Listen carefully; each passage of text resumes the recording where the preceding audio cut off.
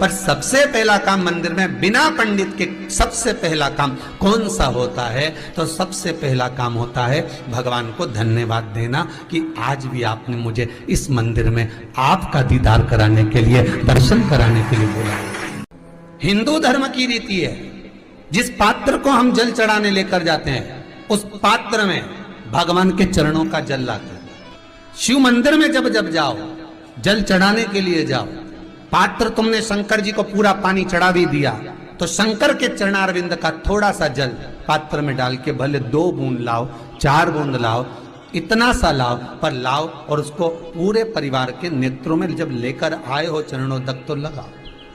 पर खाली पात्र नहीं लेकर आना। खाली पात्र लाने में ध्यान दीजिए, जब आप पूरा जल समर्पित कर देते हैं, जल समर्पित भी पूरा करना है, भगवान को चढ़ा रहे हो तो पूरा समर्पण होना चाहिए, पूर्ण समर्पण। इसलिए शंकर भगवान को अधूरा समर्पण नहीं, इसलिए श्रीफल भी पूर्ण चढ़ता है। शंकर जी के मंदिर में श्रीफल नहीं फूटता, पूर्ण श्रीफल। बेलपत्री भी पूरी, चावल का दाना भी चढ़ेगा तो आखा, फल भी चढ़ेगा तो आखा, फूल भी चढ़ेगा तो आखा। भगवान को कोई चीज खंडित नहीं चढ़ती, शिव जी को। जल भी चढ़ेगा तो पूर्ण।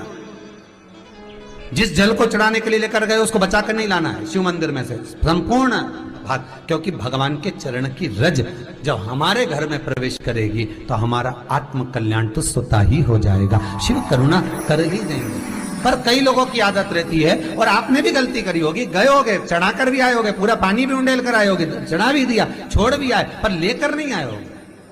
कई लोग गलती कर जाते हैं और फिर बाद में कहते हैं हम तो इतने साल से पूजन कर रहे हैं, भगवान हमारी सुनी नहीं दिया, तो भगवान मेरे पास में आया तो चरण की रज लेकर जा। पर तू भगवान तो नहीं कहेगा कि मेरे पास में आकर तू ये लेकर जा।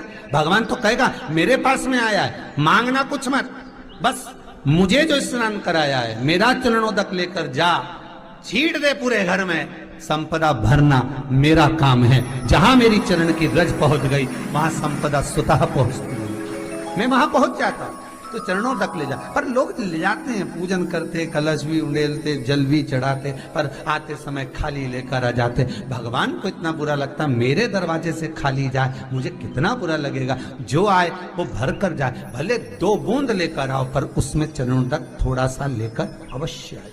उसी तरह जल चढ़ाने के बाद हम जब लेकर आते हैं पात्र के अंदर, ये उसमें उसकी बरकत है। गर्ग संहिता में दूसरी चीज कही, उसको भी समझ लीजिए।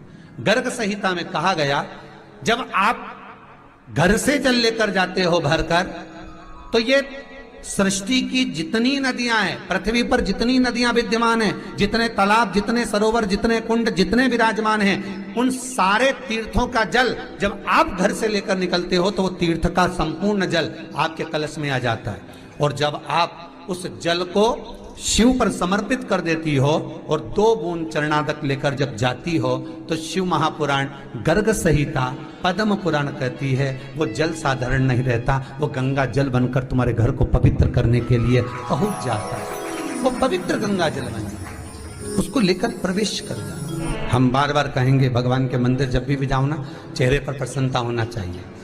किसी से मिलने जाओ ना, चेहरे पर अगर प्रसन्नता नहीं है और ऐसे ही पहुंच गए ना, तो वो श्रेष्ठता नहीं मानी गई। मंदिर में जब जब जाएं, गुरु के दरवाजे पर जब जब जाएं, परमात्मा के चरणारविंद में जब जब जाएं, माता पिता के चरणों में जब जाएं, घर के बुजुर्गों के पास जब जाएं, तो तुम्हारे चेहरे पर प्रसन्नता होना चाहिए। भगवान को भी लगे दुख भले है इसको, पर चेहरे पर प्रसन्नता है, इसको अब दुख नहीं देना, क्योंकि इतना मुस्कुराकर ये मेरे मंदिर में आती